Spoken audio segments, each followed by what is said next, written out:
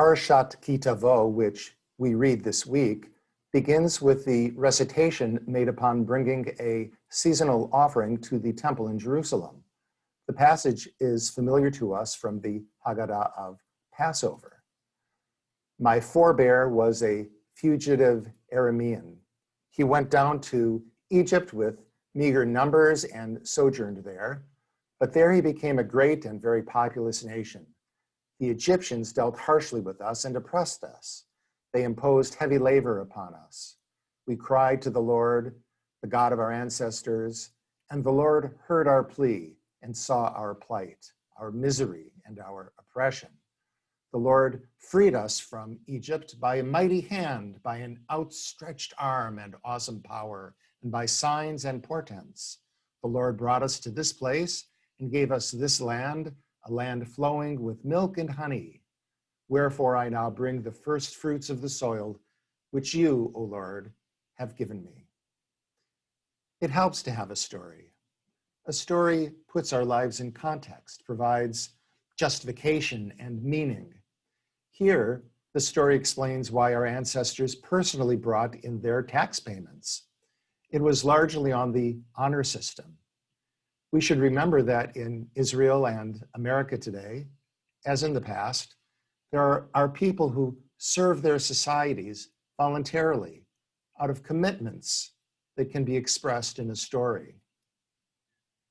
If you were to pay your federal tax bill ceremonially in person in Washington, D.C., in front of an officer of the Treasury, what would your recitation be? What would your story tell? The story of a nation has to be compelling. It does not have to be true, but it helps if it is. One story I heard in kindergarten pertaining to the founding of America goes like this.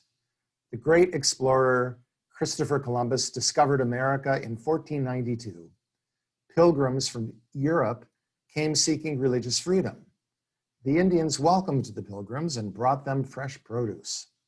America became a beacon of hope and freedom to the world. It's a lovely story, but only a little bit true. Our politicians and political leaders tell us stories also. They might be a little bit true. Some sound lovely, but others sound scary. There used to be a story about why America was a refuge to the downtrodden of the world. It might not have been the story told by indigenous Native American Indians, but it was otherwise popular. It mobilized non-mainstream Christian groups to leave Europe. It was immortalized on the Statue of Liberty. It was codified in response to the Nazi atrocities. It was recalled to open the gates to people who did not prefer the lifestyle in nominally communist Eastern Europe, Asia, and Cuba. A different story is being told today. It has to do with Mexican rapist drug cartel gang member children flooding across the border, taking our jobs and living off welfare, or Arab terrorist infiltrators disguised as Mexicans. It is not a nice story, and it is not very true, but for some it is a compelling narrative.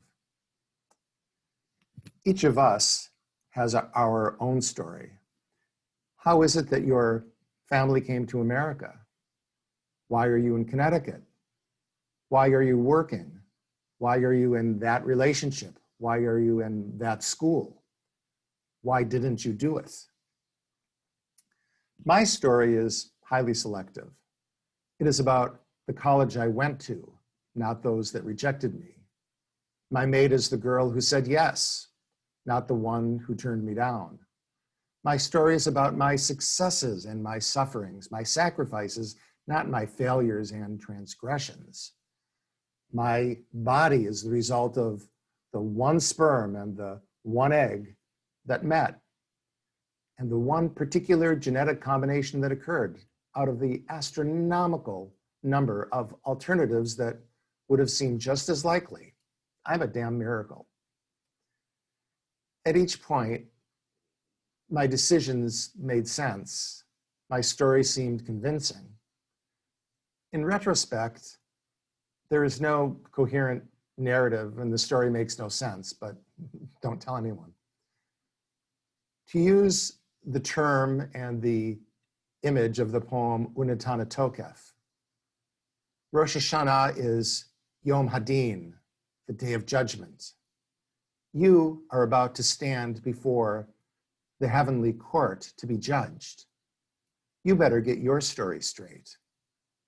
What is your story?